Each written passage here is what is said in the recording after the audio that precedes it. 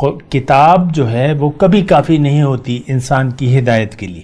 اگر ایسا ہوتا تو پھر پیغمبر نہ آتے.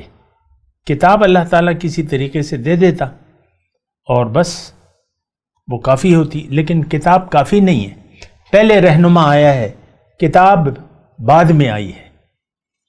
آپ دیکھیں حضور صلی اللہ علیہ وسلم تشریف لائے اور ہدایت کا سلسلہ انہوں نے شروع کیا. کتاب جو ہے 23 سال کے عرصے میں مکمل ہوئی. اعوذ باللہ من الشیطان الرجیم، بسم اللہ الرحمن الرحیم. اللہم صلی علی سیدنا محمد معدن الجود والکرم آلہ وسلم. سامعین و ناظرین اکرام، السلام علیکم ورحمۃ اللہ وبرکاتہ. آج کا ہمارا موضوع یہ ہے کہ کیا ہمیں کسی وارث نبی کی ضرورت ہے؟ دیکھیں، اگر انسان دنیا میں جب سے آیا ہے اس کو ہدایت کی ضرورت ہے، اور کیونکہ انسان کا مقصد زندگی جو ہے وہ دنیا نہیں ہے. انسان کو اللہ تعالیٰ نے دنیا کی کامیابی کے لیے نہیں بلکہ آخرت کی کامیابی کے لیے پیدا کیا ہے. تو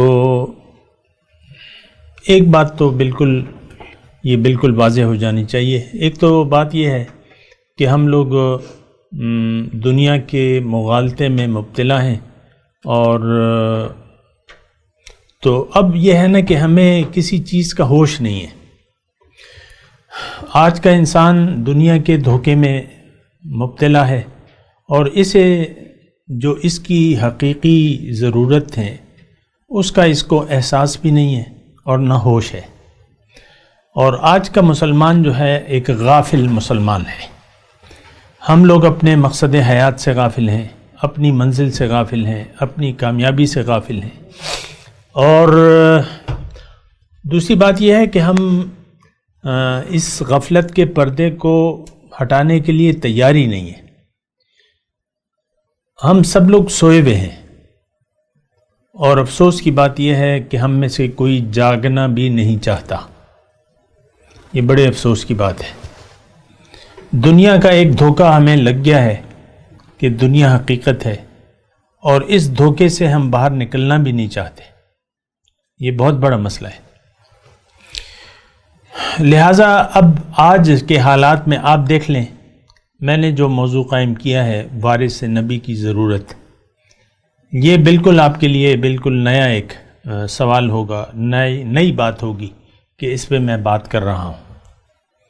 آپ کو نہ کسی نے بتایا ہے، نہ آپ نے خود سوچا ہے.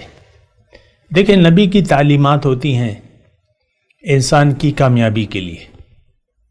ہمیشہ نبی حق کا پیغام لے کے انسانیت کے پاس آتا ہے، اللہ کی طرف دعوت دینے والا ہوتا ہے، اور اللہ کی طرف ہدایت دینے والا بھی ہوتا ہے.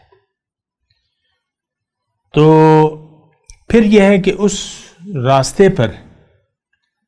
راستے کو بتانے والا بھی ہوتا ہے جس راستے پر چل کر انسان اپنی منزل کو پا سکتا ہے. تو یہ بات کرنی مجھے بڑی مشکل ہو رہی ہے. اس کی وجہ یہ ہے کہ ہم ایک ظاہر کے دھوکے میں مبتلا ہیں اور مبتلا رہنا چاہتے ہیں. ہم میں سے کوئی اصل حقیقت کا طالب بھی نہیں ہے اور نہ کوئی حقیقت جاننا چاہتا ہے. اس صورت میں جو ہے یہ سارے موضوعات جس کا تعلق باطن سے ہے اور ہماری حقیقی کامیابی سے ہے، اس میں ہماری کوئی دلچسپی نہیں ہے. کوئی اپنی حقیقت جاننا بھی نہیں چاہتا، اپنے مقصد حیات کو معلوم بھی نہیں کرنا چاہتا، اور اگر کوئی راہ چلتے اسے بتا بھی دے تو وہ ایک کان سے سنتا ہے، دوسرے کان سے اڑا دیتا ہے. بہرحال میں وارث نبی کی بات کر رہا ہوں. دیکھیں، انبیاء کیا دعوت لے کے آتے ہیں، کیا پیغام ہے، اور کیا ان کی ڈیوٹیاں ہوتی ہیں. نبی کی ڈیوٹی کیا ہوتی ہے؟ میں نے وارث نبی کی بات کی نا. نبی کی ڈیوٹی ہوتی ہے کہ قرآن کے حساب سے کہ وہ لوگوں کو اللہ کا کلام پڑھ کے سناتا ہے، اس کی تعلیم بھی دیتا ہے، لوگوں کو حکمت کی باتیں بتاتا ہے، اور ان کا تزکیہ نفوس بھی کرتا ہے. یہ 4 بنیادی ڈیوٹیاں ہیں جو نبی سر انجام دینے کے لیے دنیا میں بھجوایا گیا ہے. یعنی آیات، یتلو علیہم آیاتی، اللہ کی کتاب، اللہ کے احکامات پڑھ کے سناتا ہے، پھر اس کو سمجھاتا بھی ہے. تو یہ دیکھیں دونوں باتیں جو ہیں، یہ ساری باتیں جو ہیں ہماری سمجھ سے بالاتر ہیں، اور اس کو سمجھانا بھی میرے لیے بڑا ہی مشکل ہے. کیوں؟ اس کی وجہ میں نے آپ کو بتا دی. کیونکہ ہم ایک ظاہر کے دھوکے میں آ گئے ہیں، اور ظاہر کے علاوہ کچھ اور ہم سوچنا بھی نہیں چاہتے. ہماری ساری دلچسپی جو ہے وہ ظاہر کے بارے میں ہے، دنیا کے بارے میں ہے. ہماری ساری پریشانیاں جو ہیں وہ ظاہر کے بارے میں ہے، دنیا کے بارے میں ہے. آپ دیکھ لیں، ظاہر کا ایک پردہ ہے، اور وہ پردہ آپ اپنے اوپر سے اٹھانا ہی نہیں چاہتے. دیکھیں اصل حقیقت جو ہے وہ باطن ہے، اور اس کا سب سے پہلے تعلق آپ کا اپنی ذات سے ہے. آپ جو ہے روح ربانی ہیں. اس جسم میں اللہ تعالیٰ نے یعنی اس جسم کی اصل جو ہے وہ روح ربانی ہے. جب حکم سجدہ ہوا تھا تو وہ دراصل اس روح ربانی کو سجدہ کرنے کا حکم ہوا تھا. فَإِذَا سَوَّيْتُهُ وَنَفَخْتُ فِيهِ مِن رُوحِي فَقَعُوا لَهُ سَاجِدِينَ. فرشتوں کو اللہ تعالیٰ نے کہا تھا کہ دیکھو جب میں اس کا ظاہر قالب برابر کر لوں اور اس کے اندر اپنی روح پھونک دوں تو تب تم نے اس کو سجدہ کرنا ہے.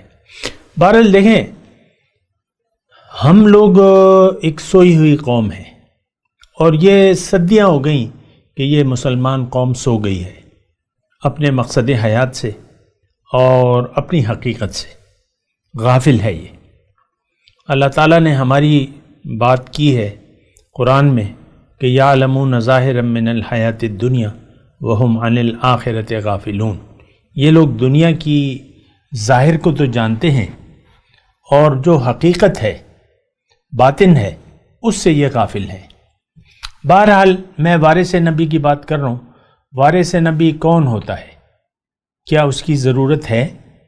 بالکل. دیکھیں، انسان ہے تو اسے ہدایت کی ضرورت ہوگی، اسے نبی کے علوم کی ضرورت ہوگی جو نبی نے پیش کیے ہیں. اب یہ نبی کے علوم کون پیش کرے گا؟ اور وہ 4 ڈیوٹیاں جس کے لیے رسول بھجوائے گئے تھے، وہ ڈیوٹی آج کون سر انجام دے گا؟ ظاہر ہے وارث نبی. وارث نبی، دیکھیں اب نبوت کا باب ختم ہو چکا ہے. انا خاتم النبیین لا نبی بعدی، نبوت کا دروازہ بند ہو چکا ہے. اب جو نبوت کا کام ہے وہ کون سر انجام دے گا؟ یا تو آپ یہ کہہ لیں کہ بس کتابیں کافی ہیں. نو، ایسی بات نہیں ہے. کتاب جو ہے وہ کبھی کافی نہیں ہوتی انسان کی ہدایت کے لیے. اگر ایسا ہوتا تو پھر پیغمبر نہ آتے. کتاب اللہ تعالیٰ کسی طریقے سے دے دیتا اور بس وہ کافی ہوتی. لیکن کتاب کافی نہیں ہے. پہلے رہنما آیا ہے، کتاب بعد میں آئی ہے. آپ دیکھیں حضور صلی اللہ علیہ وسلم تشریف لائے اور ہدایت کا سلسلہ انہوں نے شروع کیا. کتاب جو ہے 23 سال کے عرصے میں مکمل ہوئی، اور 13 سال مکے کے 13 سال تو کہ احکامات تو آئے نہیں تھے. ساری مکی صورتیں آپ دیکھ لیں، زیادہ تر قرآن کا حصہ جو ہے مکی صورتوں پہ مشتمل ہے، اور احکامات جو ہیں وہ تو مدینے میں آئے ہیں. تو 13 سال کیسے زندگی گزاری؟ وہ وہی ہدایت تھی جو نبی کی جو عمل تھا وہی ہدایت تھی. تو کتاب بعد میں، نبی پہلے. تو لہٰذا دیکھیں اس میں اتنی پریشانی کی ضرورت تو نہیں ہے، اور نہ یہ کوئی مشکل بات ہے سمجھنے کے لیے. انسان کو رہنمائی درکار ہوتی ہے. آپ دیکھ لیں اپنے بچے کو، بچہ جب بڑا ہوتا ہے آپ کا تو قدم قدم پہ وہ آپ سے یعنی شروع سے آپ اسے سمجھاتے رہتے ہیں. پہلے تو وہ زبان اور جو الفاظ ہیں کہ بھئی یہ چیز ہے، یہ پانی ہے، اور یہ روٹی ہے، یہ تمہارے نانا ہیں، یہ تمہارے دادا ہیں، یہ آپ اس کو بتاتے رہتے ہیں، وہ تو نہیں جانتا۔ اب جب بات آگے بڑھتی ہے تو وہ ایک ایسی سٹیج آتی ہے کہ بچہ آپ سے پوچھتا ہے سوالات، مختلف سوالات پوچھتا ہے۔ بعض وقت والدین جو ہیں تنگ بھی ہو جاتے ہیں، ایک بات بار بار وہ پوچھتا ہے۔ تو یہی پوچھنا جو ہے یہ ہماری یعنی جستجو، حقیقت کی جستجو ہماری سرشت میں پڑی ہوئی ہے، ہمیں جاننا چاہیے، اور وہ اللہ تعالیٰ نے ہمارے اندر رکھی ہوئی ہے۔ تو انسان کو علم نہیں ہے، وہی اس لیے آتی ہے کہ انسان کو وہ علم دے جو اس کو نہیں معلوم۔ وَعَلَّمَ الْإِنسَانَ مَا لَمْ يَعْلَمْ، وہی پہلی وحی میں اللہ تعالیٰ نے یہ بیان کیا، آخری آیت ہے وَعَلَّمَ الْإِنسَانَ مَا لَمْ يَعْلَمْ، اللہ تعالیٰ نے وحی کے ذریعے انسان کو وہ علم دیا جو اس کو نہیں معلوم۔ بات کرتے ہیں ایک وقفے کے بعد۔ وآخر دعوانا ان الحمد للہ رب العالمین۔ مولایا صلی وسلم دائما ابدا علی حبیبک خیر الخلق کلہم۔